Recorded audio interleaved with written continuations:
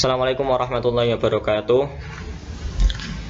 Perkenalkan, kami dari kelompok 1, saya Alfian Hasanul Muna. Saya Maisatul Aulia dan saya Maulana Fitriani. Pada pertemuan kali ini kami akan membahas tentang pengertian, fungsi, dan kedudukan Al-Quran pada mata kuliah studi Quran Hadis yang diampu oleh beliau, Ibu Rohanah, Magister Pendidikan Islam. Latar belakang kami membahas ini adalah Al-Quran merupakan wahyu Allah yang berfungsi sebagai mukjizat bagi Rasulullah Muhammad SAW, sebagai pedoman hidup bagi setiap muslim dan sebagai penyempurna terhadap kitab-kitab Allah yang sebelumnya. Sebagai mukjizat, Al-Quran telah menjadi salah satu penyebab bagi masuknya orang-orang Arab di zaman Rasulullah ke dalam agama Islam, dan menjadi sebab pula bagi masuknya orang-orang sekarang dan insya Allah pada masa yang akan datang.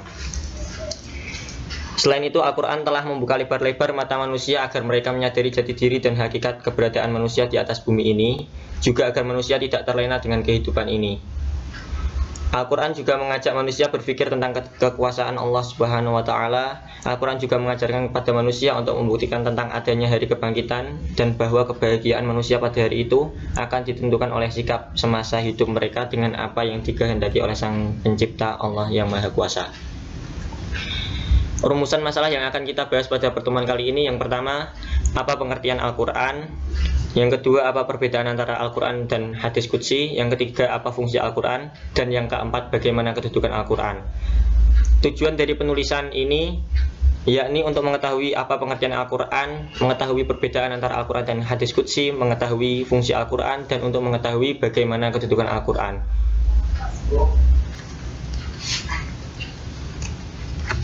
Yang pertama, pengertian Al-Quran. Dari segi bahasa, Quran merupakan bentuk masdar, qara'a yaqra'u Qur'anan, yang artinya membaca bacaan. Al-Quran disebut juga dengan istilah kitab, karena dibukukan dengan menggunakan pena. Menurut Imam Syafi'i dan Imam Suyuti, bahwa Al-Quran adalah nama yang tidak diambil dari pecahan kata manapun, atau ghairu mushtaq, yang artinya murni dari Allah. Sedangkan menurut istilah, Al-Quran adalah kalam Allah yang bernilai mukjizat yang diturunkan kepada Nabi Muhammad SAW dengan perantaraan malaikat Jibril, yang diriwayatkan kepada kita secara mutawatir, yang membacanya dinilai sebagai ibadah yang diawali dengan surat Al-Fatihah dan ditutup dengan surat An-Nas. Yang kedua, perbedaan Al-Quran dan hadis qudsi. Al-Quran bersumber dari Allah, baik makna maupun lafadznya. Tetapi jika hadis qudsi, hanya maknanya yang bersumber dari Allah, sedangkan lafadznya bersumber dari Rasulullah SAW. Pembahasan yang ketiga yakni tentang fungsi Al-Quran. Sebagai kitab suci umat Islam, pastinya Al-Quran mempunyai beberapa fungsi. Di antara fungsi Al-Quran, yang pertama adalah sebagai bukti kerasulan Nabi Muhammad SAW dan kebenaran ajarannya. Kebenaran ajarannya ini dibuktikan dalam beberapa tantangan. Misalnya yang pertama, menantang mereka untuk menyusun sesuatu yang serupa dan mirip dengan satu surah saja yang ada di dalam Al-Quran. Hal tersebut dijelaskan dalam surat Al-Baqarah ayat 23. Kemudian dicontohkan lagi untuk tantangan yang kedua, yakni menantang mereka untuk menyusun 10 surat semacam Al-Quran sesuai firman Allah dalam surat Hud ayat 13. Dari kedua ayat tersebut tertulis bahwa tidak akan ada satupun yang dapat membuat sesuatu yang sama atau mirip dengan Al-Quran meskipun hanya membuat satu surah. Artinya Al-Quran benar-benar sesuatu yang sangat istimewa dari Allah untuk umat Rasulullah. Fungsi Al-Quran yang kedua yakni sebagai petunjuk atau disebut Al-Huda. Selain menjadi bukti kerasulan Nabi Muhammad, Al-Quran juga berfungsi sebagai petunjuk bagi umat manusia secara umum.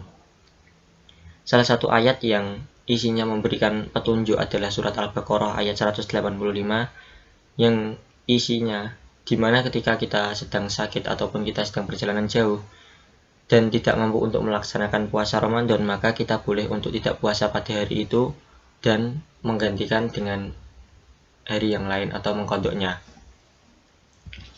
Fungsi Al-Quran yang ketiga yakni sebagai obat atau asyifa.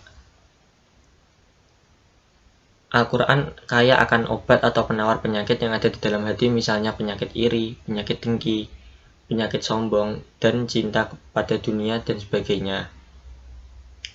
Hal tersebut tertulis dalam firman Allah surat Yunus ayat 57. Fungsi Al-Quran yang keempat yakni sebagai nasihat atau mau'idhah. Ada beberapa pendapat terkait arti dari lafadz mau'idhah itu sendiri. Di antaranya Ibnu Manzur mengutip dari makolahnya Ibnu Sayyidah, mau'idhah adalah peringatan yang tujuannya untuk melunakkan hati manusia disertai ganjaran dan ancaman. Pendapat yang kedua dari Al-Istifhani mengutip pendapatnya Al-Khalil, mau'idhah adalah peringatan agar berbuat baik yang dapat melunakkan hati. Tetapi secara umum mau'idhah dapat diartikan sebagai nasihat yang bertujuan untuk merubah sifat atau sikap manusia menjadi lebih baik dan bermanfaat. Dengan demikian Al-Quran dapat disebut sebagai pemberi peringatan yang baik atau al-mau'idatul hasanah. Hal tersebut sesuai firman Allah dalam surat Yunus ayat 57. Itulah tadi beberapa fungsi Al-Quran. Untuk selanjutnya akan ada pembahasan mengenai kedudukan Al-Quran. Yang keempat, kedudukan Al-Quran. Al-Quran dalam Islam memiliki kedudukan yang sangat tinggi, yaitu sebagai sumber hukum pertama di atas hadis, ijma, dan qiyas. Al-Quran merupakan sumber hukum dari semua hukum yang ada di bumi, sebagaimana dalam surat An-Nisa ayat 59. Dari surat An-Nisa tersebut telah tercantum dengan jelas bahwa Al-Quran mempunyai kedudukan sebagai sumber hukum Islam yang paling utama dan dapat pula dijadikan pedoman hidup serta petunjuk bagi seluruh umat manusia. Al-Quran sebagai sumber hukum ini sudah tidak diragukan lagi kebenarannya. Apabila seorang muslim berpegang teguh pada Al-Quran, niscaya dia tidak akan tersesat selama-lamanya.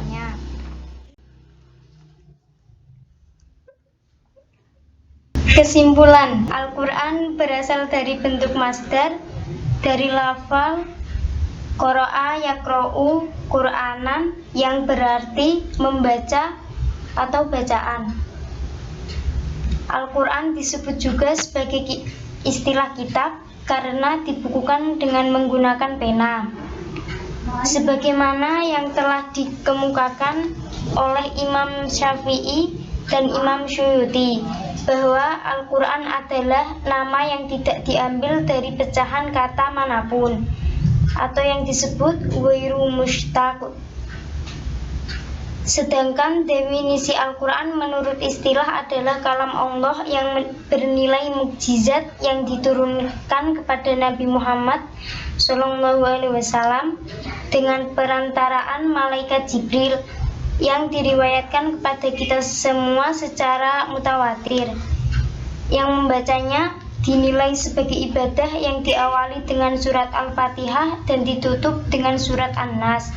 Berikut fungsi Al-Quran adalah sebagai bukti kerasulan Nabi Muhammad SAW dan kebenaran ajarannya, sebagai petunjuk Al-Huda, sebagai obat asyifa, dan sebagai nasihat mau'izah. Al-Quran menduduki sebagai sumber hukum Islam yang pertama, di atasnya hadis, ijma, dan qiyas. Dapat pula dijadikan pedoman hidup serta petunjuk bagi seluruh umat manusia. Itulah sedikit penyampaian dari kami tentang pengertian, fungsi, dan kedudukan Al-Quran. Mohon maaf atas segala kekurangan. Terima kasih atas perhatiannya. Wa'afu minkum. Wassalamualaikum warahmatullahi wabarakatuh.